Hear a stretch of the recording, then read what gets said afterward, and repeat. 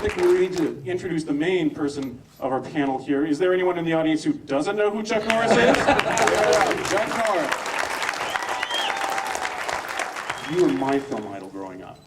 What were your film idols growing up? When you first started discovering movies, who did you look up to on the big screen?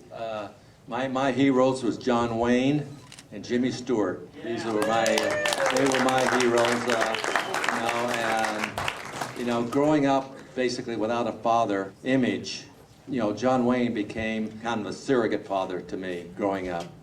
What inspired you to start learning martial arts, and what was the first discipline you started in? Well, I joined the Air Force in 1958, right out of high school. And I was sent to Korea. And, back in 1958, no one knew anything about martial arts.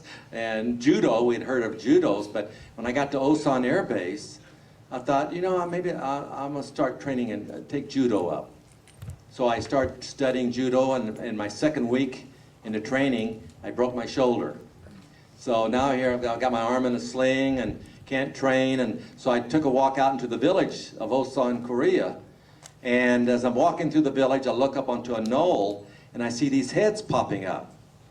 And I go, golly, what's that going on out there? So I walk up the knoll, and I see these Koreans leaping up in the air and doing these spectacular kicks. And I thought, holy mackerel, I can't believe the human body can do something like that. And I wanted to ask them what it was, but they looked pretty mean. So I thought, maybe I better not go down there. So I went back to the base and asked my judo instructor what it was. And at that time, it was called Tong Sudo, now called Taekwondo. So I think there's some Tong Sudo people in here. But anyway, I started training in that. I said, I told my judo instructor I'd like to train in that with my one good arm, and then once my arm heals, I'd like to get back in my judo. So I did, and I trained 6 days a week in Tong Sudo, and then on Sundays I would train in judo. So when I left Korea, I had my first degree black belt in Tong Sudo and my brown belt in judo. Now, you were one of the first recognizable non-Asians practicing martial arts in North America and to the most extent the world. You began teaching, bringing back that knowledge to America, and managed to get belts and awards. You just progressed into the championship world. And then you started teaching actors, and that's kind of where something changed, or a certain man apparently gave you some advice. Was that Steve McQueen? Actually, what happened is that when I came back and I opened up my first karate school when I got out of the military in 1962, and I started teaching. And of course, in 1962, not many people really knew what the martial arts was all about. They thought it was that touch of death. If you touch somebody, you're going to die. And so it was really, trying to indoctrinate people on the true value of the martial arts. And but I thought, well, how can I get students in my school?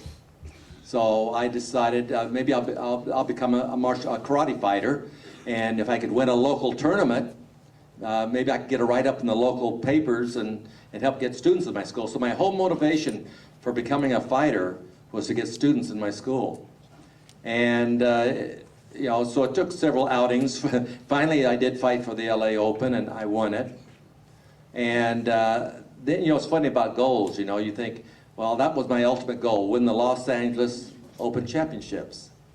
Then I thought, well, shoot, if I can win the LA Open, maybe I could win the state title.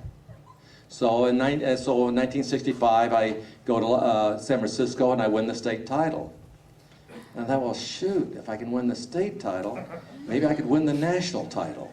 So in 1966, I go to New York and I fight for the national title, and I win it.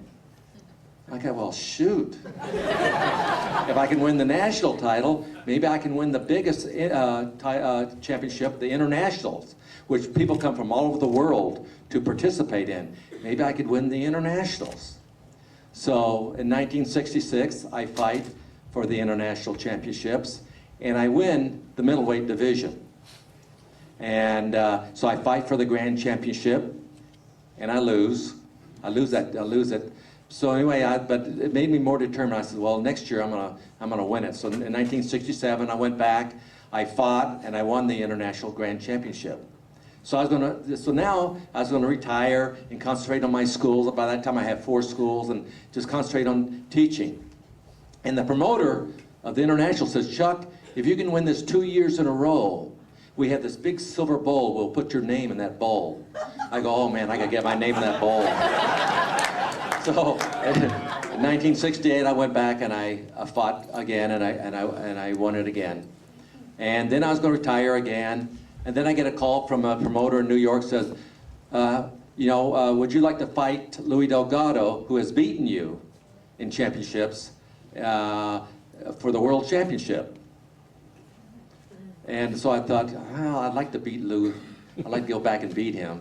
So I go back to New York, and Lou and I fought, and I wound up winning the middleweight world title. And I held it for 6 years, and then I started teaching private students, and that's how I got some of the celebrities.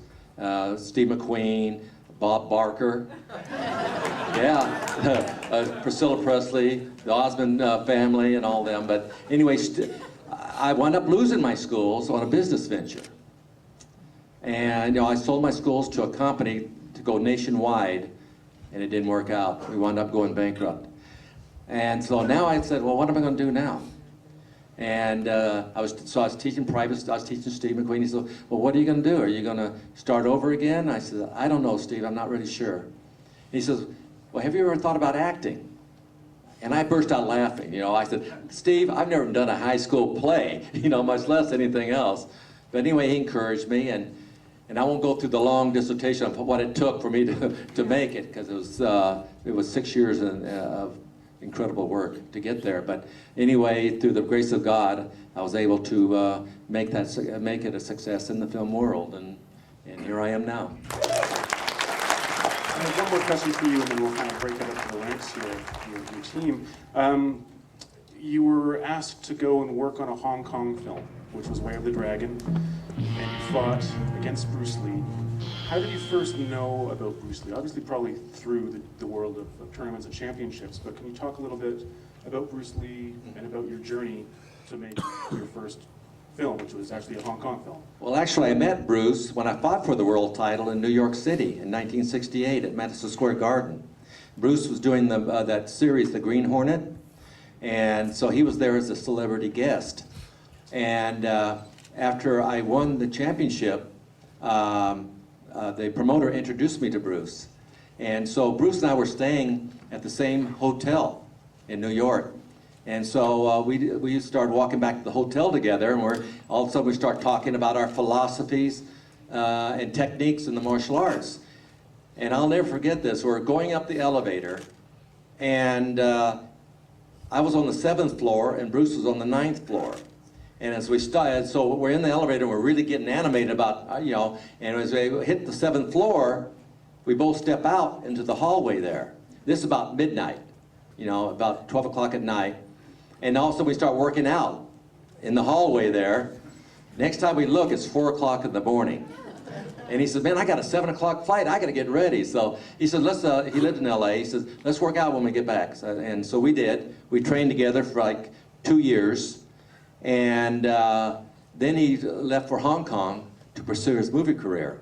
And I didn't hear from him for like 2 years. And then out of the blue, Bruce calls me.